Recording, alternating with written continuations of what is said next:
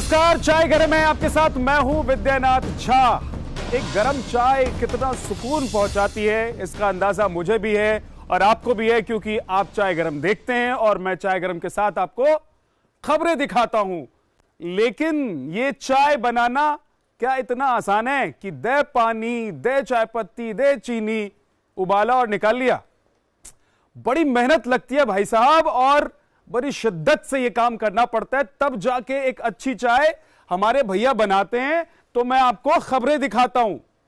लेकिन चुनाव के दिनों में नेता भी कितनी शिद्दत से लोगों को मनाने में जुटे हुए हैं, इसकी एक तस्वीर कर्नाटक से आई है। आपको दिखाते हैं कर्नाटक के एक मंत्री क्या कर रहे हैं।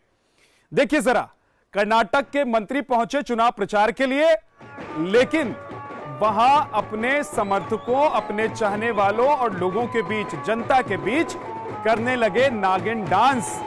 और यह डांस का वीडियो अब हो रहा है वायरल।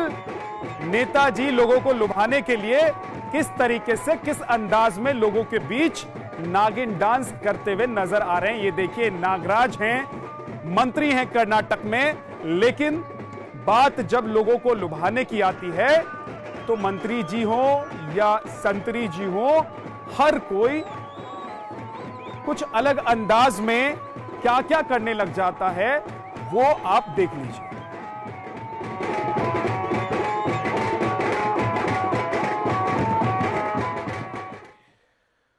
अब मौसम गर्माने लगा है तो लोग कह रहे हैं कि भाई मेरी चाय से थोड़ी दूरी हो जाएगी।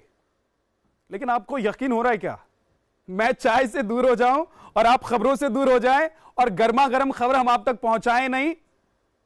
हां, मुझे पता है कि ये जो चाय है ये किस तरीके से मुझे सुकून पहुंचाती है, आपको सुकून पहुंचाती है और आप तक खबर भी। लेकिन आपको एक तस्वीर दिखाते हैं, अमेठी की तस्वीर है। राहुल गांधी आज नामांकन करने के लिए पहुंचे तो वहां पर सियासी पारा चढ़ने लग गया। जिस तरीके से मेरे हाथ में गर्मा गर्म चाय है, ऐसी वहां का राजनीतिक माहौल भी गर्माने लगा।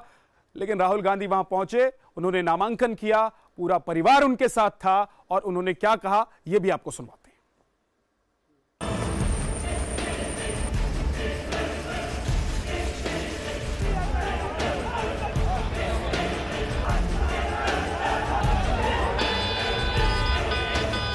ये है अमेठी में राहुल गांधी के नामांकन की वो तस्वीर जो दिन भर सुर्खियों का सबब बनी रही। जिस वक्त राहुल गांधी ने चुनाव अधिकारी को अपना पर्चा सौंपा, उस वक्त मां सोनिया गांधी के साथ ही सात बहन प्रियंका और जीजा रॉबर्ट वाड्रा भी राहुल के साथ थे। यानी गांधी परिवार का गढ़ कहे जाने वाले अमेठी में पूरा परिवार राहुल के साथ डटा नजर आया।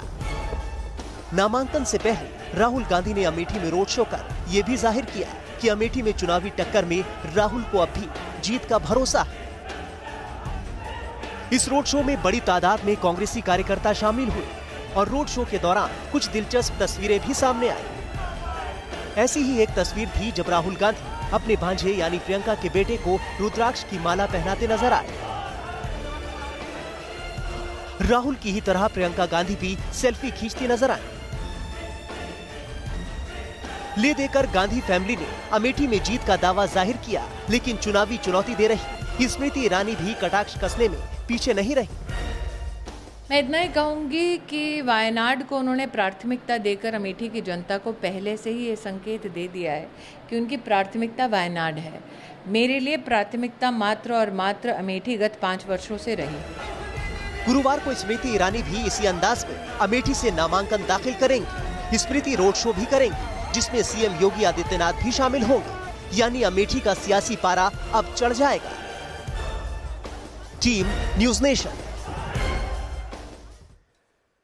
तो राहुल गांधी ने आज पर्चा भर दिया, नामांकन भर दिया और इसके बाद राहुल गांधी गर्मा गर्म सियासत के बीच एक गर्मा गर्म चाय, जैसा कि हम पी रहे हैं, आप पी रहे होंगे, ऐसे ही इस चाय के साथ वोटों की ठंडक ढूंढने की कोशिश कर रहे हैं। लेकिन उनको सुकून ना मिले, इसलिए उनके विरोधी यानी कि बीजेपी के नेता वहां से क्या कह रहे हैं। वायनाड राहुल गांधी चले गए तो कह रहे हैं कि उनको डर लग रहा है अमेठी में।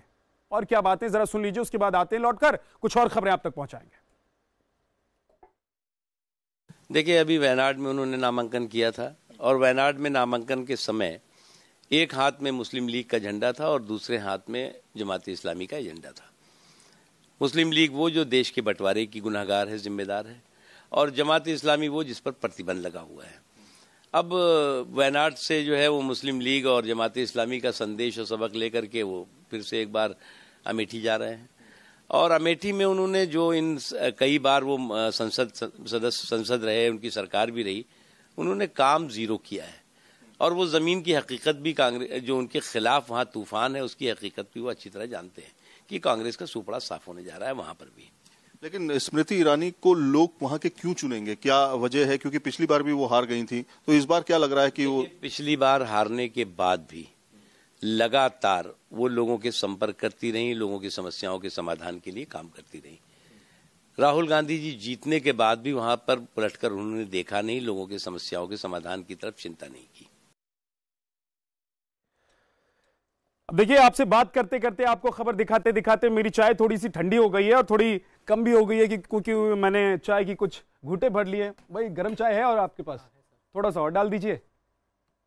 चलिए, जब तक गर्म चाय और मुझे मिल रही है तब तक खबर बता देते गर्मा गर्म आपको बता दें कि चाय का जिक्र आपने राजनीति में 2014 में सुना होगा, जब प्रधानमंत्री नरेंद्र मोदी को लेकर यह कहा जाने लगा कि प्रधानमंत्री नरेंद्र मोदी किस तरीके से चाय बेचते थे और अब वो चुनाव में आए, प्रधानमंत्री बनने वाले हैं देश के।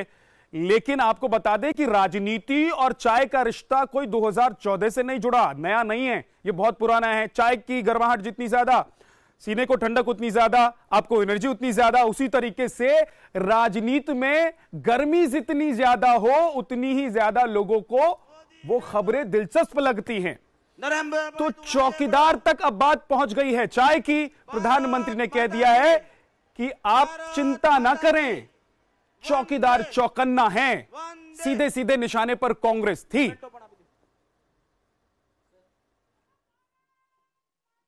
सुप्रीम कोर्ट ने क्लियर कर दिया है कि चौकीदार जी ने चोरी करवाई है। सुप्रीम कोर्ट ने एक्सेप्ट किया है कि राफेल मामले में कोई ना कोई करप्शन, कोई ना कोई भ्रष्टाचार हुआ है।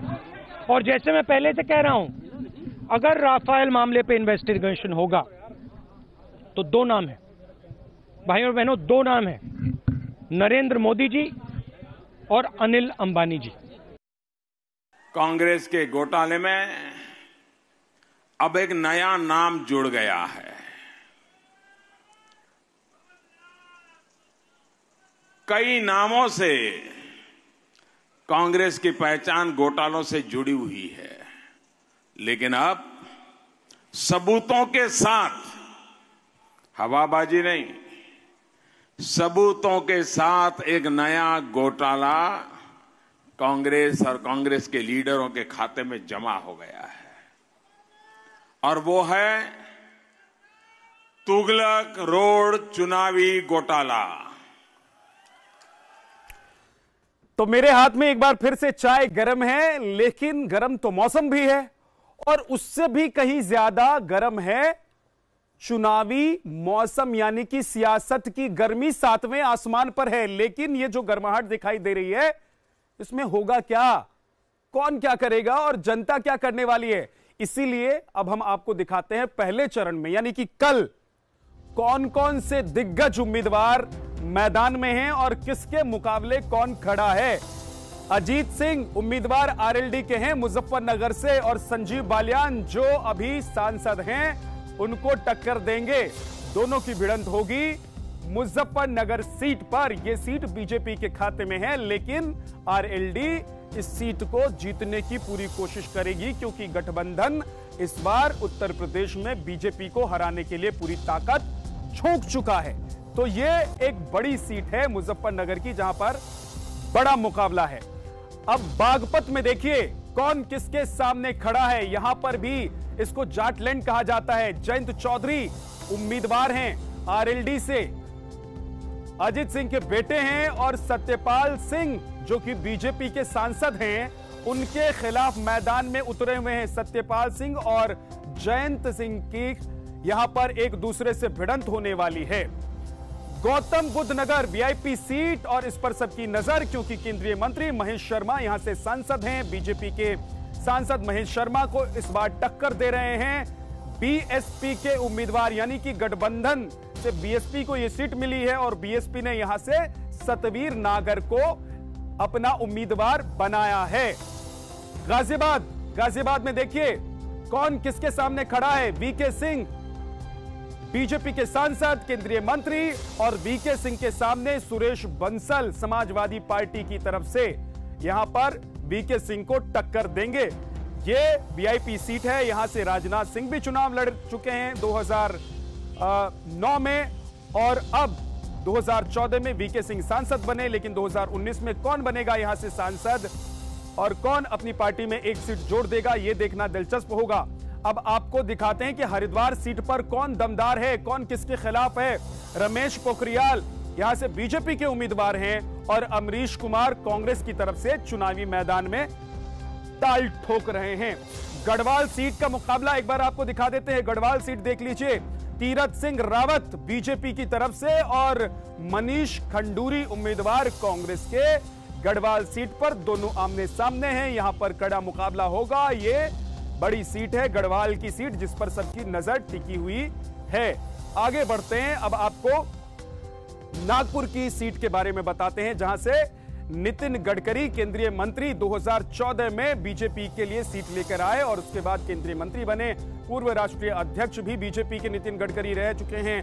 नाना पटोले कांग्रेस के उम्मीदवार, उनको यहां से टक्कर देंगे। लेकिन नितिन गडकरी को यहां टक्कर देना आसान नहीं होगा, क्योंकि नितिन गडकरी ने अपनी जमीन पिछले 5 सालों में न सिर्फ बहुत मजबूत की है, बल्कि 2014 से पहले जिस तरीके से कांग्रेस लगातार इस सीट को अपने खाते में डालती जा रही थी, उसको भी नितिन गडकरी ने तोड़ दिया था। और कांग्रेस के गढ़ में नितिन गडकरी ने सेंध लगाते हुए यह सीट अपने नाम कर ली थी। इस बार जोर शोर से वो नामांकन भरने के लिए भी पहुंचे थे। उनके साथ गाड़ियों का लंबा सा काफिला था, लोग और समर्थक उनके साथ थे। तो ये तमाम वो सीटें हैं जिस पर कल मतदान है और हम यानी कि न्यूज नेशन आपसे अपील करना चाहता है कि अगर कल आपकी सीट पर मतदान है और आप वोटर हैं तो घर से निकलिए और अपने मत का इस्तेमाल जरूर कीजिए, क्योंकि 5 साल में सिर्फ एक बार आपको यह मौका मिलता है। इसलिए इस मौके को जाने मत दीजिए।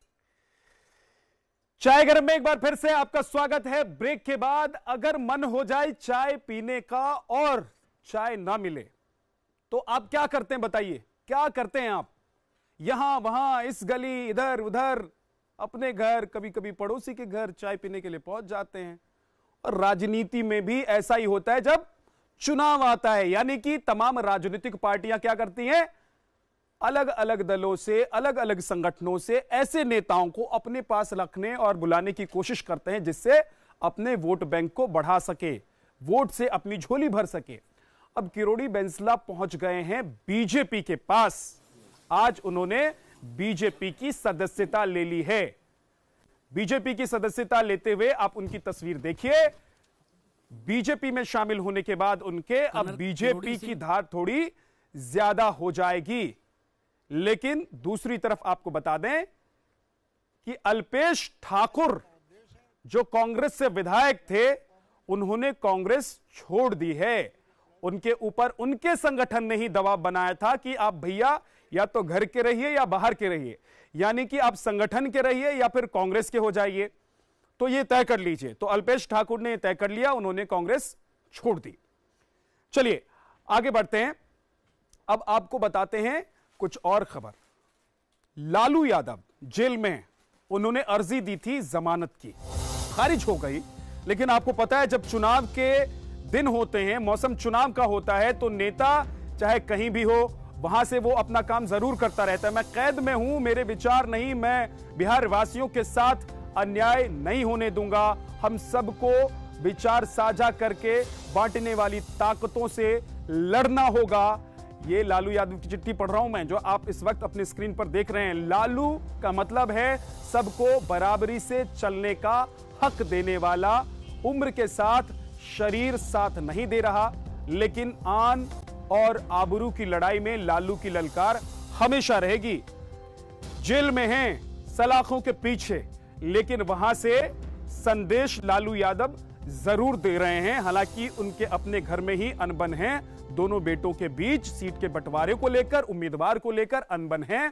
बड़े बेटे तो धमकी दे रहे हैं कि भाई अगर मेरी बात नहीं मानी गई तो मैं अलग से अपना उम्मीदवार उतार दूंगा मैदान में। हालांकि लालू यादव देश को बता रहे हैं कि किस तरीके से विरोधियों को हराना है, चिट्ठी लिखकर। चाय गरम में आज के लिए इतना ही। कल फिर होगी आपसे मुलाकात, तब तक के लिए नमस्कार।